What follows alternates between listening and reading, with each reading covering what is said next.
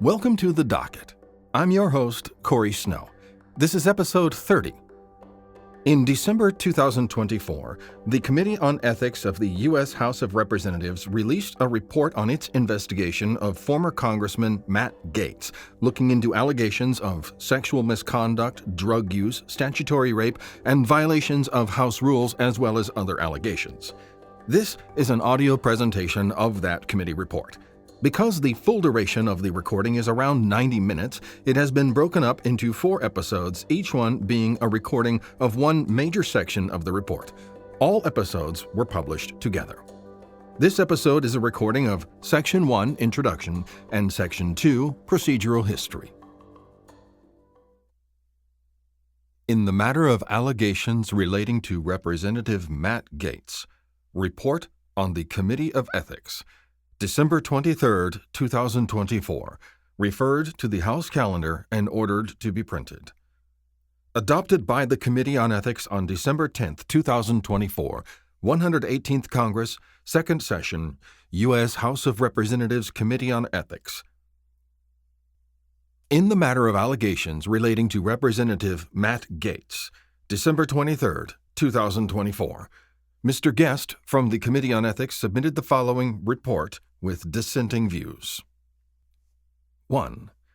Introduction. On April 9, 2021, the committee announced it was investigating a series of widely reported allegations relating to Representative Matt Gaetz. At the request of the Department of Justice, DOJ, the committee deferred its review during the 117th Congress.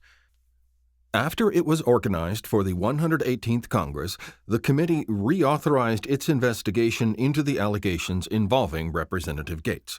Specifically, the committee undertook a review of allegations that Representative Gaetz may have engaged in sexual misconduct and/or illicit drug use, shared inappropriate images or videos on the House floor, misused state identification records, converted campaign funds to personal use, and/or accepted a bribe, improper gratuity, or impermissible gift. In June 2024, following extensive fact-finding, the committee determined to continue its review of the allegations of sexual misconduct, illicit drug use, and acceptance of impermissible gifts and expanded its review to include allegations that Representative Gaetz may have dispensed special privileges and favors to individuals with whom he had a personal relationship and obstructed government investigations into his conduct. At that time, the committee determined to take no further action on the allegations relating to the House floor, state identification records, personal use of campaign funds, and acceptance of a bribe or gratuity. On November 14, 2024, Representative Gaetz resigned from the House after the president-elect announced his intention to nominate Representative Gaetz for the position of United States Attorney General. As a result of Representative Gaetz's resignation, the committee lost jurisdiction to continue its investigation. Representative Gaetz subsequently withdrew from consideration for the position of Attorney General. At this time, he has not announced any intent to seek higher office or return to Congress. The committee has typically not released its findings after losing jurisdiction in a matter. However, there are a few prior instances where the committee has determined that it was in the public interest to release its findings even after a member's resignation from Congress. The committee does not do so lightly. In this instance, although several committee members objected, a majority of members of the committee agreed that the committee's findings should be released to the public. In sum, the committee found substantial evidence of the following. From at least 2017 to 2020, Representative Gaetz regularly paid women for engaging in sexual activity with him. In 2017, Representative Gaetz engaged in sexual activity with a 17-year-old girl. During the period 2017 to 2019, Representative Gaetz used or possessed illegal drugs, including cocaine and ecstasy, on multiple occasions. Representative Gaetz accepted gifts, including transportation and lodging in connection with a 2018 trip to the Bahamas, in excess of permissible amounts. In 2018, Representative Gaetz arranged for his chief of staff to assist a woman with whom he engaged in sexual activity in obtaining a passport, falsely indicating to the U.S. Department of State that she was a constituent. Representative Gaetz knowingly and willfully sought to impede and obstruct the committee's investigation of his conduct. Representative Gaetz has acted in a manner that reflects discreditably upon the House. Based on the above, the committee concluded there was substantial evidence that Representative Gaetz violated House rules, state and federal laws, and other standards of conduct prohibiting prostitution, statutory rape, illicit drug use, acceptance of impermissible gifts, the provision of special favors and privileges, and obstruction of Congress. The committee did not find sufficient evidence to conclude that Representative Gaetz violated the federal sex trafficking statute. Although Representative Gaetz did cause the transportation of women across state lines for purposes of commercial sex, the committee did not find evidence that any of those women were under 18 at the time of travel, nor did the committee find sufficient evidence to conclude that the commercial sex acts were induced by force, fraud, or coercion. Representative Gaetz was uncooperative throughout the committee's review. He provided minimal documentation in response to the committee's requests. He also did not agree to a voluntary interview. On July 11, 2024, the committee issued a subpoena to Representative Gaetz for his testimony. He did not appear, despite having received notice of the date and time of the deposition. The committee then sent Representative Gaetz a set of written questions to which he issued a public response that ignored most of the direct questions about his misconduct and mischaracterized the committee's investigation and his participation up to that point. Despite Representative Gaetz's claims to the contrary, the committee's singular mission is to protect the integrity of the House. When faced with serious public allegations against a member, the committee will often investigate, and when such allegations are false, the committee has a shared goal with the respondent to disprove those allegations. While the committee considered whether to establish an investigative subcommittee to consider sanctions against Representative Gaetz, the committee ultimately determined that it would not risk the further victimization of the women involved in this matter. Most of the women with whom the committee spoke also gave statements to DOJ and urged the committee to rely on those statements in lieu of requiring them to relive their experience. They were particularly concerned with providing additional testimony about a sitting congressman in light of DOJ's lack of action on their prior testimony. DOJ refused to provide the relevant statements and other significant evidence to the committee. DOJ cited internal policies about protecting uncharged subjects like Representative Gaetz, general concerns about how DOJ's cooperation with the committee may deter other victims in other matters, and various inopposite policies relating to congressional oversight of DOJ itself. DOJ's initial deferral request and subsequent lack of cooperation with the committee's review caused significant delays in the investigation.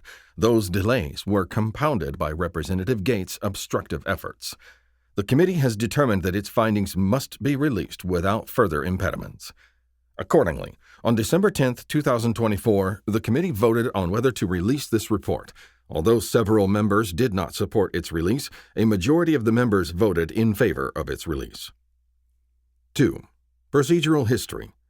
On April 9, 2021, the committee publicly announced it was investigating allegations relating to Representative Gaetz, including whether he may have engaged in sexual misconduct and/or illicit drug use, shared inappropriate images or videos on the House floor, misused state identification records, converted campaign funds to personal use, and/or accepted a bribe, improper gratuity, or impermissible gift. Shortly thereafter, DOJ requested that the committee defer all investigation of Representative Gaetz. The committee did so. In February 2023, after the committee asked DOJ for an update on its deferral request, public records indicated that DOJ had informed Representative Gaetz and multiple witnesses that the congressman would not be charged in connection with the investigation. Shortly thereafter, DOJ informed the committee it was no longer requesting a deferral. The chairman and ranking member reauthorized the matter in May of 2023 in accordance with committee rules. On June 18, 2024, the committee announced that the scope of the inquiry would focus on allegations of sexual misconduct, illicit drug use, acceptance of improper gifts, dispensation of special privileges and favors to individuals with whom he had a personal relationship, and obstruction of government investigations. At that time, the committee also stated it would not continue to investigate allegations of sharing inappropriate images or videos on the House floor, misusing state identification records, converting campaign funds to personal use, and accepting a bribe or improper gratuity. The chairman and ranking member sent 9 requests for information and 6 Freedom of Information Act (FOIA) requests. The committee also authorized 29 subpoenas for documents and testimony, reviewed nearly 14,000 documents, and contacted more than 24 witnesses.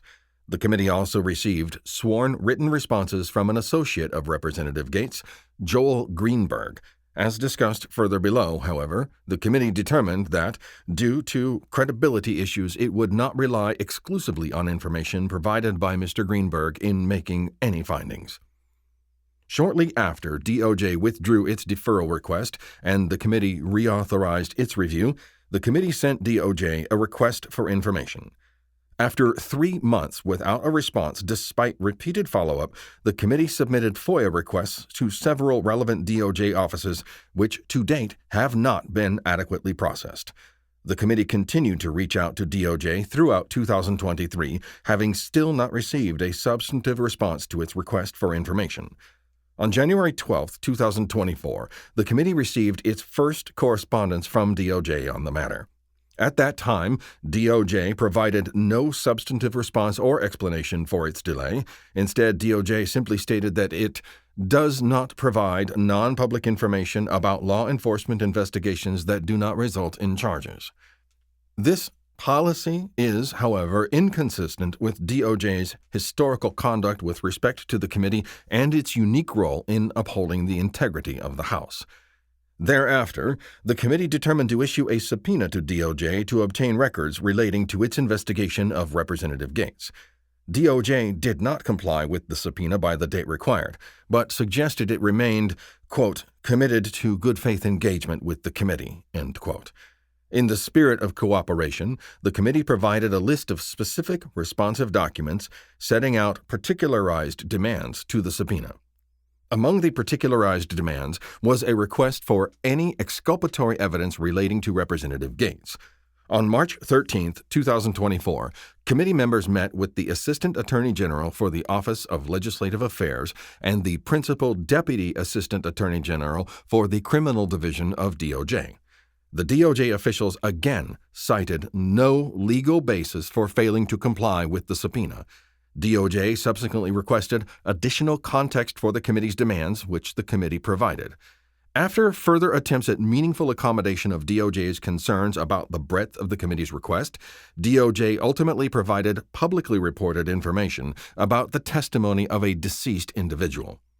To date, DOJ has provided no meaningful evidence or information to the committee or cited any lawful basis for its responses. The committee hopes to continue to engage with DOJ on the broader issues raised by its failure to recognize the committee's unique mandate. As the committee has told DOJ, the committee and DOJ should be partners in their shared mission of upholding the integrity of our government institutions. The committee initially made a narrowly tailored request for information to Representative Gaetz, seeking information limited to the allegations that would not be within DOJ's jurisdiction, the alleged acceptance of an improper gift, and sharing of nude images and videos on the House floor. The request also invited Representative Gaetz to provide additional information relevant to any of the allegations under review. Representative Gaetz sought numerous extensions and complained about the burden of the request.